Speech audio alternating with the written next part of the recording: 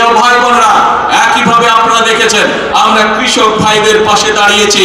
কৃষক ভাইদের 10,000 টাকা পর্যন্ত কৃষি ঋণ আমরা মওকুফ করে বলেছিলাম, সেই কৃষি ঋণও আমরা মওকুফ করেছি। প্রিয় ভাই বোনেরা, আমরা শুধু কৃষক ভাইদের কৃষি ঋণই মওকুফ করিনি, আমরা একই সাথে বলেছিলাম যে তাদেরকে আমরা কৃষক কার্ড দেব।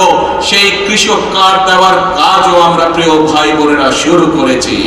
প্রিয় ভাই বোনেরা, আমরা বলেছিলাম এই দেশের আমাদের যে পরবর্তী প্রজন্ম আছে তাদের ভেতর থেকে আমরা পেশাদার খেলোয়াড় তৈরি করতে চাই।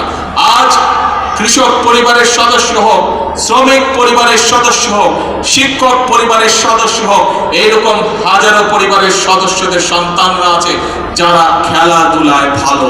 আমরা আমাদের সেই খেলোয়াড়দেরকে বের করে নিয়ে আসতে চাই, তাদেরকে আমরা প্রশিক্ষণ দিতে চাই এবং একই সাথে প্রশিক্ষণ দেওয়ার মাধ্যমে আমরা আন্তর্জাতিক পর্যায়ে আমাদের খেলোয়াড়দেরকে তুলে ধরতে চাই। এবং তারই অংশ হিসাবে শহীদ রাষ্ট্রপতি জিয়াউর রহমান যেমন এই দেশের শিশুদের ভিতর থেকে যারা প্রতিভাবান তাদেরকে যেভাবে উনি নতুন কুড়ির মাধ্যমে, নতুন কুড়ি প্রতিযোগিতার মাধ্যমে ধীরে ধীরে বের করে নিয়ে এসেছিলেন, আমরাও ঠিক সেই কাজটি শুরু করছি। নতুন কুড়ি প্রতিযোগিতার মাধ্যমে আমাদের আগামী প্রজন্মের ভিতরে কারা ভালো খেলোয়াড় আছে তাদেরকে বের করে নিয়ে আসবো। প্রিয় ভাই বোনেরা, আপনারা শুনলে খুশি হবেন, ইনশাআল্লাহ আল্লাহর রহমতে আগামী কাল থেকে আনুষ্ঠানিকভাবে আমরা এই কাজটি শুরু করতে যাচ্ছি। প্রিয় ভাই বোনেরা, শ্রমিক বলুন, কৃষক বলুন, নারী বলুন, যুবক বলুন, যার কথাই বলুন না কেন, আমাদের দেশের অধিকাংশ মানুষ এখনো গ্রামে বসবাস করে। এই গ্রামের মানুষ সঠিক সময়, প্রয়োজনের সময় তারা বিভিন্ন কাজই হোক, কৃষি কাজই হোক অথবা তাদের ব্যক্তিগত কারণ ব্যক্তিগত কাজই হোক, পানি পায় না। যে পানির অপর নাম জীবন, সেই পানি তারা সঠিকভাবে পায় না। সেজন্যই আপনারা দেখেছেন শহীদ জিয়ার সেই বিখ্যাত কর্মসূচি খাল খনন আমরা শুরু করেছি।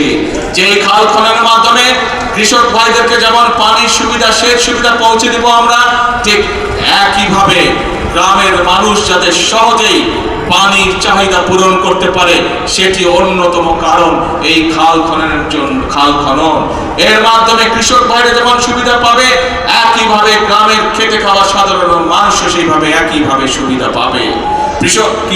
উপস্থিত প্রিয় ভাই বোনেরা, আজ আমাদেরকে একটি সময় এসেছে যখন আমাদেরকে ঐক্যবদ্ধ হতে হবে। আজ যে কথাগুলো আপনাদের সামনে আমি তুলে ধরলাম, এই মোতাবেক যদি আমরা ধীরে ধীরে দেশকে এগিয়ে নিতে পারি, যদি আমরা এগিয়ে নিতে পারি, তাহলে আমাদের পক্ষে সম্ভব কৃষক, শ্রমিক, ছাত্র, জনতা সকলের ভাগ্য পরিবর্তন। এবং এই মানুষগুলোর ভাগ্য পরিবর্তন হলেই দেশের ভাগ্যের পরিবর্তন একমাত্র সম্ভব। প্রিয় ভাই বোনেরা, বাংলাদেশের মানুষ 12 তারিখ থেকে আবারও সেই হারিয়ে যাওয়া গণতান্ত্রিক যাত্রা শুরু করেছে। আমরা অতীতে দেখেছি প্রিয় ভাই বোনেরা, যখনই বাংলাদেশ গণতন্ত্রের পক্ষে যাত্রা করেছে, আমরা দেখেছি ধীরে ধীরে এই দেশে মিল কলকারখানা গড়ে উঠেছে। প্রিয় ভাই বোনেরা, আমরা দেখেছি অতীতে যখনই বাংলাদেশ গণতন্ত্রের পক্ষে যাত্রা শুরু করেছে, তখনই বাংলাদেশের অর্থনীতি ধীরে ধীরে শক্তিশালী হওয়া ধরেছিল।